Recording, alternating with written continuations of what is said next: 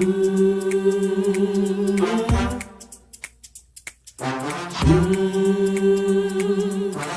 talk the club.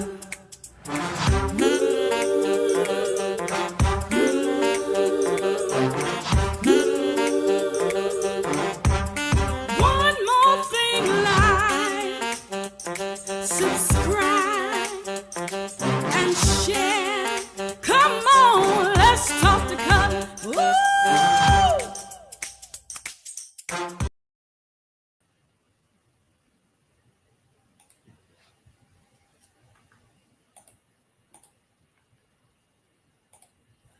Good evening, everybody. Hey, it's Cutler here in the Let's Talk the Cutler broadcast, the Let's Talk the Cutler virtual book club, the Let's Talk the Cutler YouTube channel, the Let's Talk the Cutler. Let's spend these 1,800 seconds together on these Tuesdays. And I hope you're having a wonderful day, a fantastic start of a new month. It's the beginning of a new month. It's April Fool's Day. It's my oldest brother's birthday. A lot is going on. We're in the throes of spring. It's still snowing some places, it's raining other places, fires other places. But I hope that you all are safe and somewhere where you are enjoying the day, enjoying yourselves, and being productive. And for those of you who are just stopping by for the very first time and wondering, what is this broadcast about? What is going on here? Just in case you catch the replay for the first time, or just in case you catch me for the first time, this platform is about trying to offer something that's inspirational, motivational, and sometimes challenging.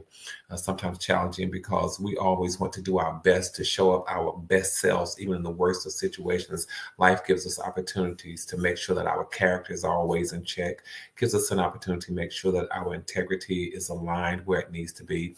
Life gives us opportunities to make sure that we are still true to our values and the things that really matter. Life gives us an opportunity to make sure that we have the right people in our circle, right people in our space. And so we have those kinds of conversations here where we just inspire, motivate, and do all those things and challenge each other. And so if this is your first time, do me a favor, go ahead and make sure that you subscribe. After you subscribe, click on the notification bell. Now, the notification bell lets you know whenever I've gone live or uploaded new content. I am live and in living color. I'm here this evening. It is the 1st of April again, 2025.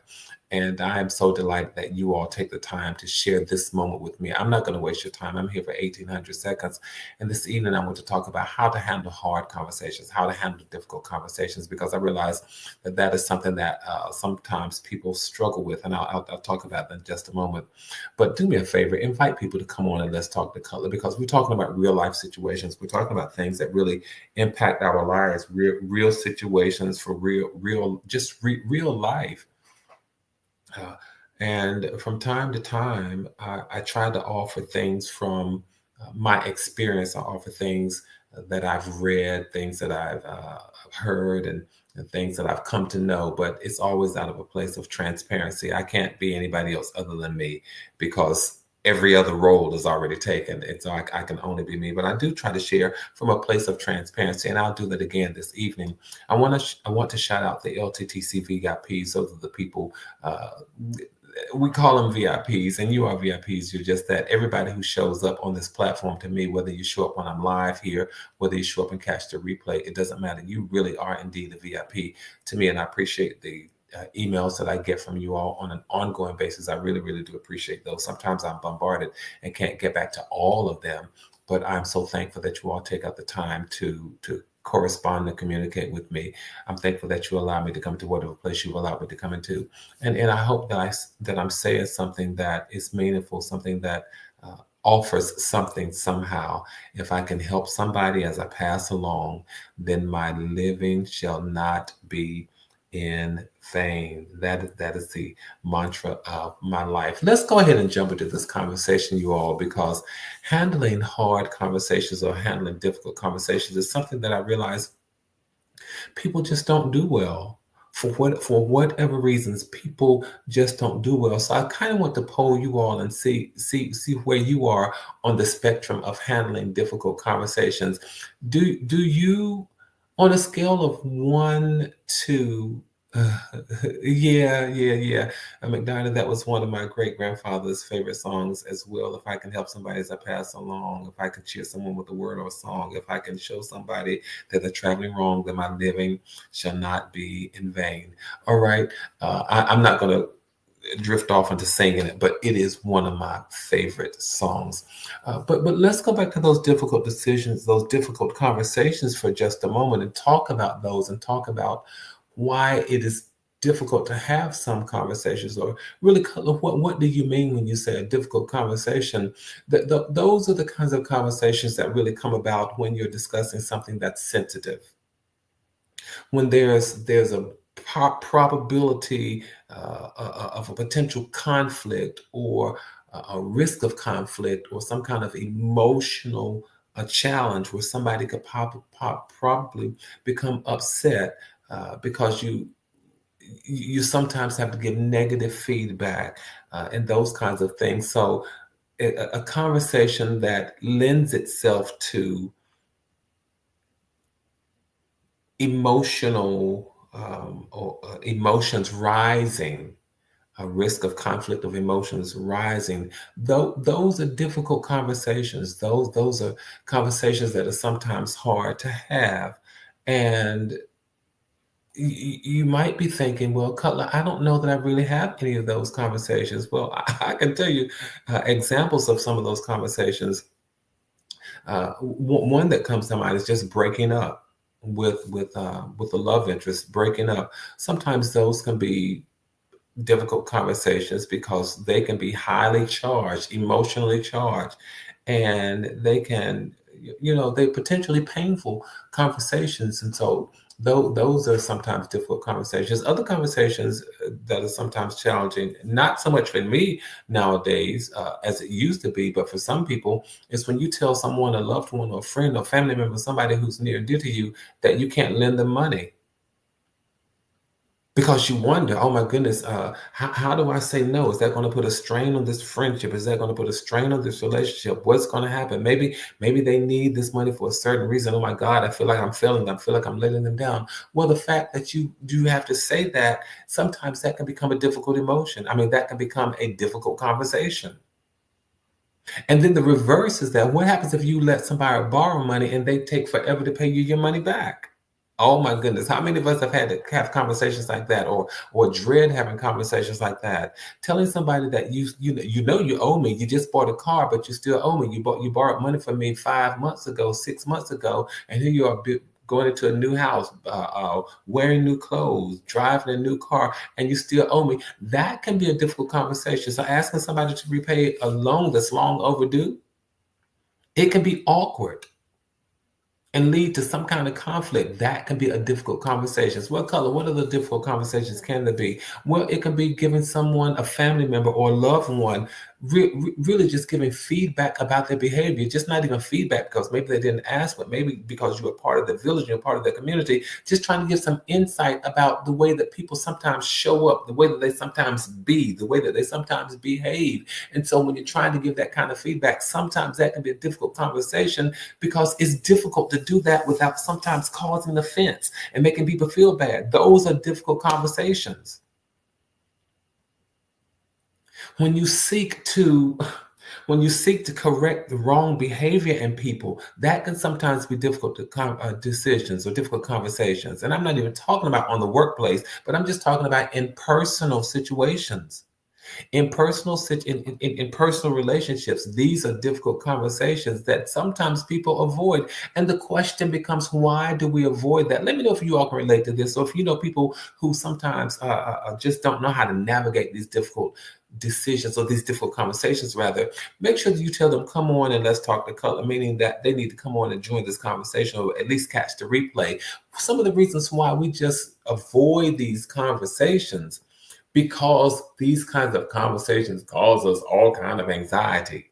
They cause us all kinds of mass chaos and anxiety. So sometimes people will avoid those conversations. McDonald's says, be honest and do not change. I never ask for money back, but I stopped lending. It makes sense to me. We'll talk about that in a moment. But these are some of the reasons why conversations can be difficult, because they cause you so much anxiety. And sometimes they can be difficult because people didn't model for us how to have these kinds of conversations. Maybe all the conversations that we heard were just laughter and good times and either fussing or cussing people out. But when it came to being very serious and having these kinds of conversations, maybe nobody modeled that for us. Maybe nobody modeled how to go into a situation offering solutions and just not talking about problems. Maybe nobody modeled for us, how to accept responsibility when we go into a conversation. Well, let me accept some responsibility to just ease the weight of a difficult conversation. Maybe nobody modeled that. Maybe one of the reasons you find it difficult to have challenging to have these difficult conversations is because you have a fear of conflict. Oh, I just don't like conflict, Cutler. I just stay away from conflict at all costs. That might be you. Or it could be some people, and I hate to say this, y'all, but the truth is what it is. There are some people who are just people pleasers. I don't know that I'm a people pleaser. Well, if your mentality is I'd rather not rock the boat, you might. I'm just saying you might be a people pleaser. I mean, I'd just rather not mention it. I'd rather not say anything. I don't want to rock the boat. I don't want to make anybody upset. That's being a people pleaser. Or maybe you stay away from hard conversations because you have difficulty controlling your own emotions, particularly under stress or pressure. Or maybe you abstain from these or avoid these kinds of conversations because you feel like you're going to shut down when you become overwhelmed. I'm trying to get this out and it's becoming a little overwhelming. Trying to find the right place, the common ground, trying to make sure that the timing is right, the place, all of that, and you become so overwhelmed. And rather than tackling that decision, you decide to avoid it. But may I suggest that they are worth having, especially when there are people in your life worth having, then these conversations are worth having. And one of the things that you may need to do is just understand the context of what it is you're trying to achieve. Understand where you're coming from in your heart and your soul. Understand that you're not coming from a negative place, a bad place, a place of tearing down, but building up and restoring and helping. So when you prepare mentally and you understand where you're coming from, then you make it, you do your best to convey that. And sometimes you have to say that. So you have to prepare for these conversations by one, understanding your heart, where you're coming from. Understand your goals, what it is you're trying to achieve. You prepare by saying, you know what, I need to practice learning how to listen.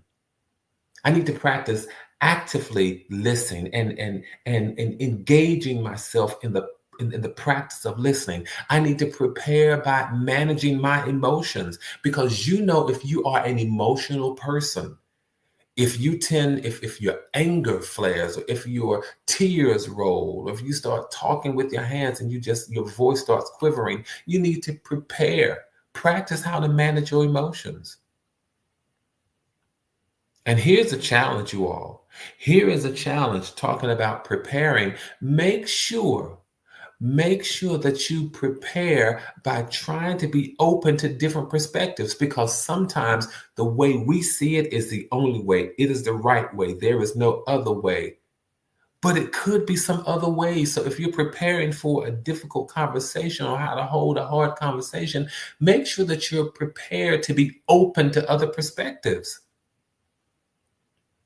And sometimes all of that is a whole lot. So as you're preparing for this conversation, prepare to take a break, prepare to know when to step away, to prepare for all of those sorts of things. I'm talking about how to handle difficult conversations. We all have to have them every now and then. Think about it. Somebody owes you money. Difficult conversation. You don't want to lend money. Difficult conversation. You want to correct a friend's behavior. Difficult conversation. All of these are challenging conversations that we sometimes have to have. But for the sake of our anxiety, for the sake of becoming overwhelmed, for the sake of being people pleasers, for the sake of not wanting to rock the boat, we sometimes abstain from all of those things. But if there are people in your life worth having, then difficult conversations are worth having. Because I often say at this point in my life, I'm too old to have other friends. I'm too old to lose the friends that I have. So I'm going to keep the ones that I have. I have difficult conversations when I need to, but understand having difficult conversations means knowing yourself, know who you are, and know that they come from your heart. And when you have conversations that are well intended, may I say this, when you have conversations that are well intended, that come from your heart, people know that. They know when you have difficult conversations that can sometimes be emotional, that can sometimes be painful, even to them, they know that. But they know when it comes from your heart. Did I shout out the LTTC VIPs this evening? I don't think I did. Let me talk about the people who just jumped into the conversation, who jumped into the chat room first. I see Annie Cutler. I see Marissa. I see Paula D. It's so good to see all of you. Oh, I see my good friend Auntie. It's so good to see you. So, someone owes you a sweet potato pie. It's a difficult conversation. But I get it. And I love you too. But how many of you, you all tell the truth, how many of you avoid difficult conversations? I'm not even asking why, but I'm just asking how many of you from time to time have realized that, oh, Cutler, you're right. I've avoided difficult conversations. For whatever reason, here we listen and we don't judge. How many of us can say I've avoided a difficult conversation for whatever reason? But can I tell you this, you all, preparing for that conversation is so critical. Preparing for the conversation is what's key. Preparing for the conversation, it's what is going to make you successful. And you're going to meet your goal. So again, let's step back. Cutler, how do we do that? Understand the context. Understand what it is you're trying to get out of the conversation. And sometimes you have to say, this may come out awkward. It may sound awkward, but please understand it's coming from a pure place. It's coming from a place of concern. It's coming from a place of love. Make sure that you understand the context of your conversation. And you say to the person, it's my goal. It is my hope that we do such and such and such and such.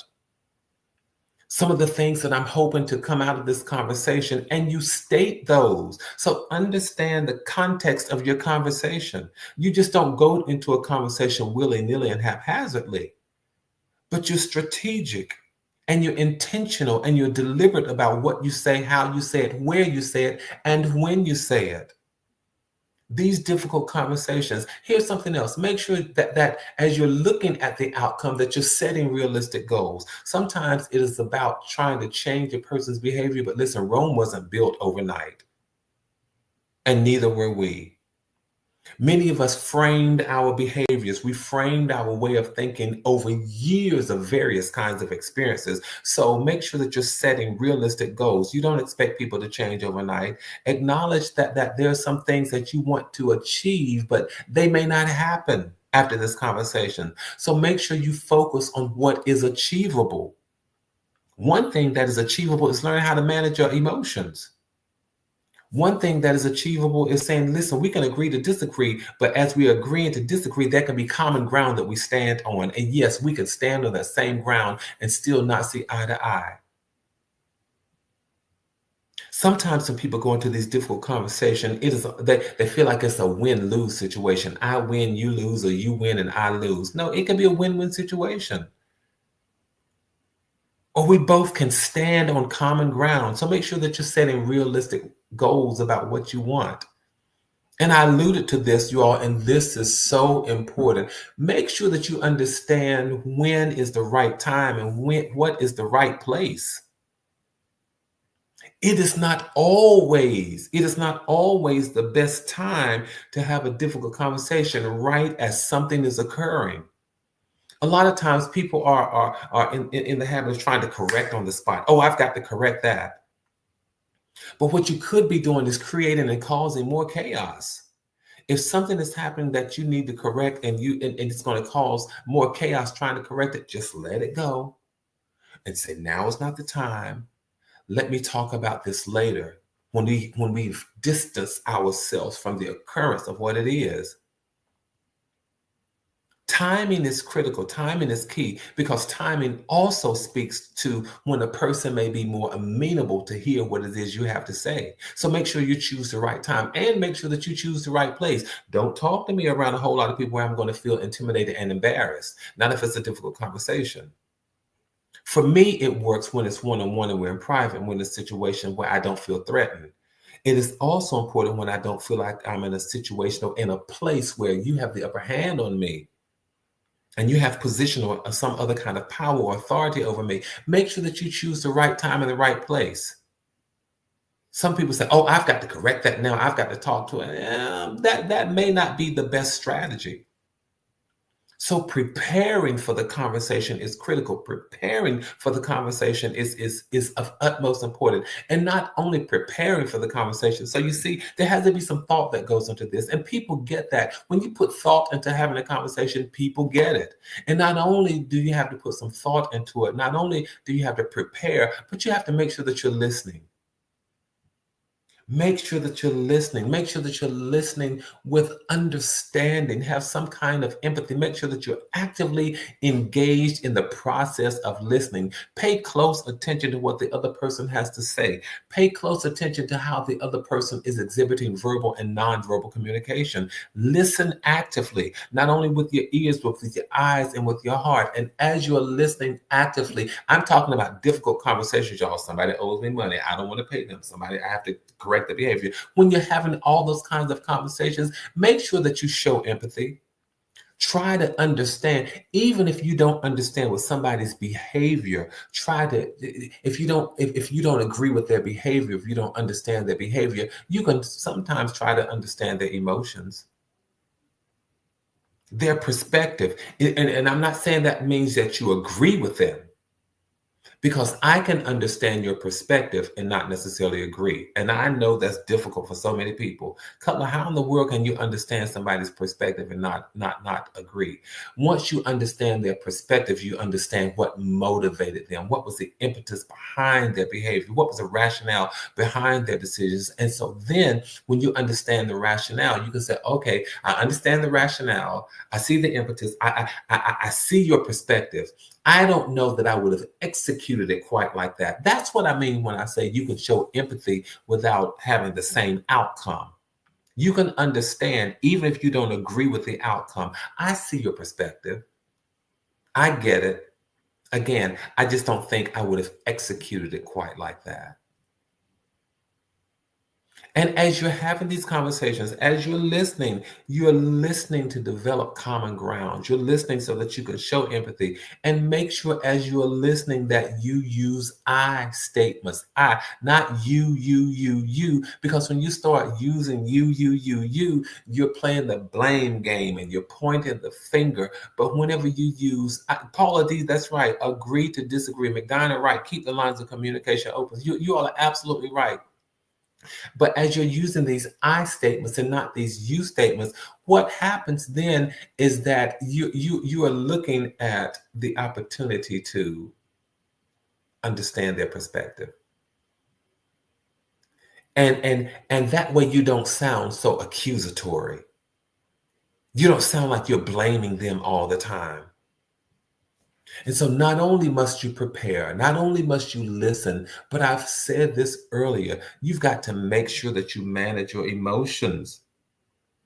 Because that is why people really abstain. They avoid these conversations because they don't like conflict. They don't know how to manage their emotions. But one of the things that you have to master, not even master, but at least become somewhat okay at doing, is managing your emotions, because difficult conversations tend to lend themselves to the probability of some emotions going out of the window.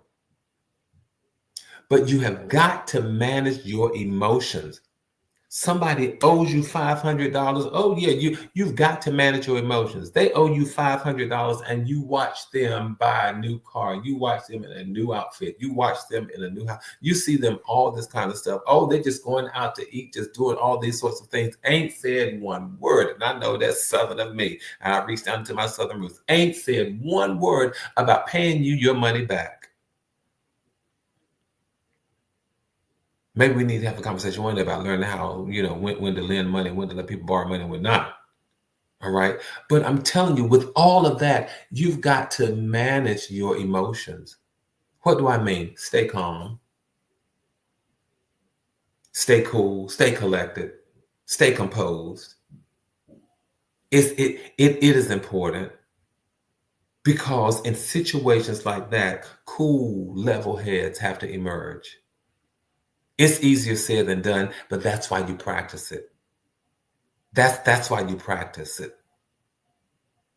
So sometimes you have to acknowledge your emotions. You have to say, okay, I see myself getting angry. I see myself becoming a little anxious here. And you've got to acknowledge your emotions so that way you can regulate them. Let me step away for just a moment so I can take a drink of water and just kind of collect myself.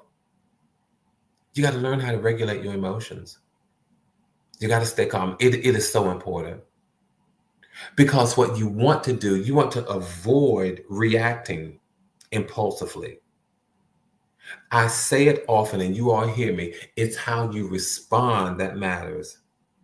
You can't always help what you hear. You can't always help what comes into your mind. You can't always help what comes into your ear gate or your eye gate. You can't always help that. But what you can help is how you respond, and how you respond is what matters. Learn how to avoid reacting impulsively.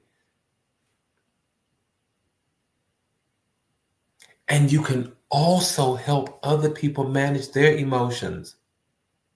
Don't you know that if you're patient, don't you know that if you're understanding, you've created this space of trust where people can express their feelings. Marissa, I'm with you. I don't let anything that would be missed. I've learned, Lord knows I've learned. And sometimes, and I'm just going to pause to say, because Marissa, you're absolutely right. I try not to lend things that are going to be dismissed, but doesn't it just get to you sometimes when people say, hey, can I borrow this? And they specifically say, can I borrow? And then you know that you won't necessarily miss it, but it is the principle. And sometimes I've said to people, listen, let me just give you this. But for those who insist on borrowing and they don't pay back, Lord have mercy, I'm going to keep on going, you all. But one of the things that you can do by managing your emotions is to help other people manage their emotions. So then you prepare, you listen, you manage your emotions. And at the end of the day, you work to find a solution. You work to find a space where you can agree. You learn how to brainstorm. You learn how to be clear about what I want to get out of this, about clarifying your expectations. You agree to disagree. You learn how to take a break. You know when to get up and walk away, to go get a drink of water. And sometimes you even have to say, you know what, let's spend about 30 minutes on this conversation. And then we may have to just revisit it tomorrow. I don't have a whole lot of time. Because what that does, it gives you a chance to say, you know what, within these 30 minutes, I think I can contain my emotions. I think I can manage my emotions. It helps you. So what am I saying, you all? Don't avoid the difficult conversations. Make sure that you have them. I may have to revisit this conversation, but it is so important because a lot of times we go through life. We go through life with all kinds of anxieties and all kinds of apprehensions because when we see people, we want to say something to them, but we don't want to say anything to them because we're going to become emotional and it's going to be a conflict. We go through all of that. But that is not the kind of life that we were meant to have. We were meant to be able to communicate civilly with each other. We were meant to be able to agree to disagree. We were meant to be able to coexist comfortably.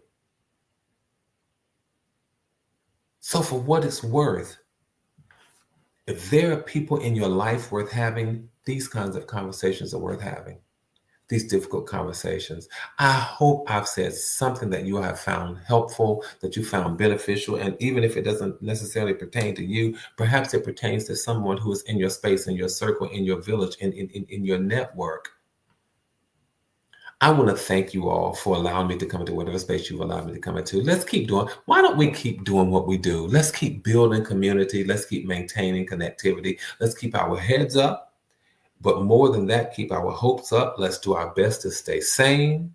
Don't let anybody drive you crazy. Please know that from my heart to yours, there is and always will be so much love. And until the next time we talk, go on and tell somebody else, come on and let's talk to Cutler. Have a good night. I'll see you all next Tuesday.